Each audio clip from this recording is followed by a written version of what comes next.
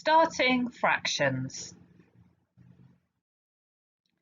So we can be thinking about fractions as dividing up a whole into parts. And here we've divided up a circle, perhaps it could be a pizza, into 5 equal parts. 1, 2, 3, 4, 5. And each of those parts is a fifth. And we're writing it in this form. So we have the numerator of 1, because we've got 1 of the fifths, and then the denominator here is 5 because we've divided the whole into 5 equal parts. So 1/5. This is how we write it, and this is what it means. What we're going to be thinking about in this video is about fractions of amounts. So we're not just thinking about a pizza or some whole circle that we're dividing up. We're thinking about a quantity that we're going to divide, but the understanding and the concept is very similar. So here we have 10 sweets, and we can see over here this is the whole, the 10 sweets, and we also have a diagram here showing fifths. So we've got a circle divided up into 5 equal parts, 5/5. Now, if we want to start thinking about what 1/5 of 10 is, a good way to visualize this is to think about your circle divided up into 5 equal parts, and to think about this process being like division. So essentially what we're doing is we're taking the 10 sweets and we're allocating them to these 5 sections of the whole.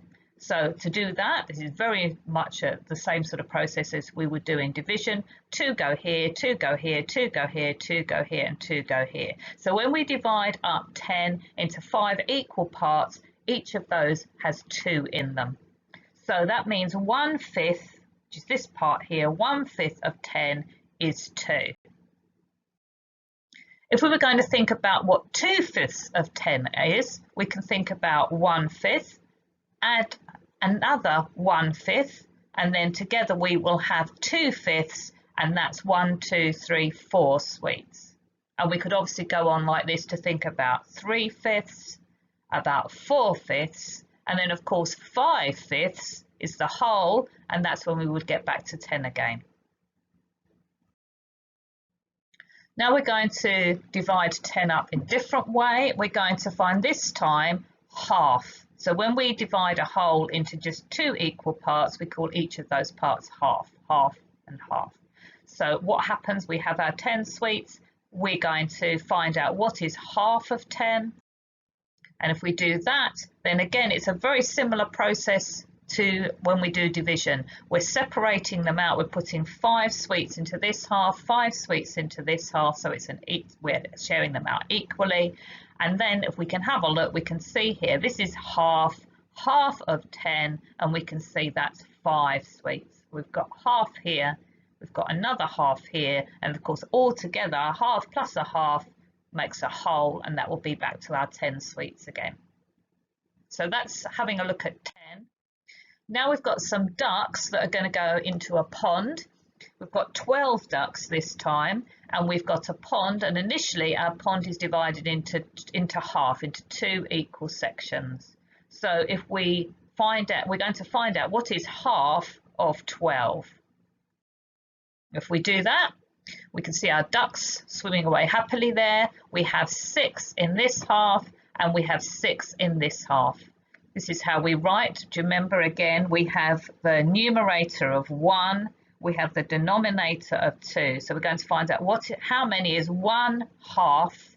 So there's the 1, and then at the bottom here we have the 2 because we're dividing into 2 equal parts. So 1/2 of 12, and we can see that's 6.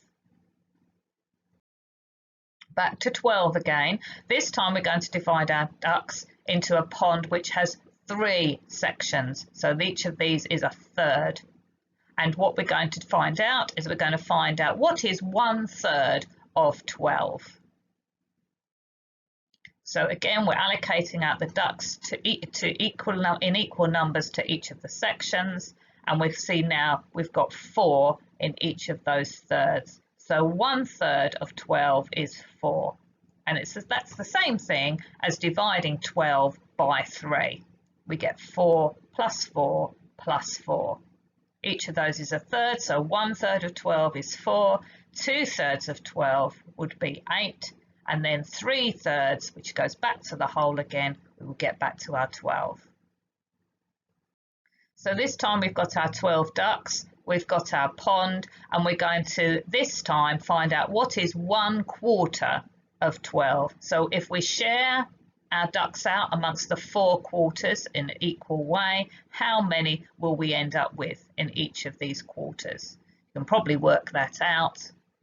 So I'm sure you worked that out really easily. 1/4 of 12 is 3. Same thing as dividing 12 by 4.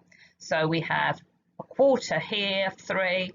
If we have 2 quarters, that will be 6. And can you see that is the equivalent to a half? So a quarter plus a quarter is the same thing as a half. And then we've got 3 quarters, which would be 9, and then 4 quarters, you get back to the whole and back to the 12 again. So the final one in this video, just to consolidate, this time we've got a circle that's divided up into 6 equal parts. So each of these is a 1/6. And what we're going to do is we're going to take our 12 ducks and we're going to find out what is 1/6 of 12. So I'm sure you easily worked out from that 1/6 of 12 is 2. We can see here we've got the 2 ducks here, the 2 ducks here, the 2 and the 2 and the 2 and the 2. Altogether that's the 12, the whole. And so 1/6 of 12 is 2. And we can think about that in another way, which is thinking 12 divided by 6 is 2. What we can also see here is we can see how this connects up to the pattern of when we have thirds. So we have a 6th here and we have a 6th here. If we add 1/6 and 1/6, we would find we will have 4 ducks. And then you can see here there's another third with 4 ducks in it and another third with 4 ducks in it. So those patterns, those arrangements are connected. You can also see here, down here, we have a line that actually divides this pond into the 2 halves, and we have 6 ducks in this half and 6 ducks in this half. So again, we can see that relationship. So to start off thinking about fractions in this way is very helpful. It gives you a good visual image of what's going on, particularly as the numbers get a little bit more complicated. So we hope you've found this introduction to fractions useful. Often it's a very good idea to have a clear visualization of what's going on, particularly as you tackle more complicated fraction problems. So this kind of simple visualization should help you. In the next video, we will go on to look at some more fraction problems. This time, it will be up to you to create your own visualizations to help you. Thank you for listening. Lily Fullick Learning.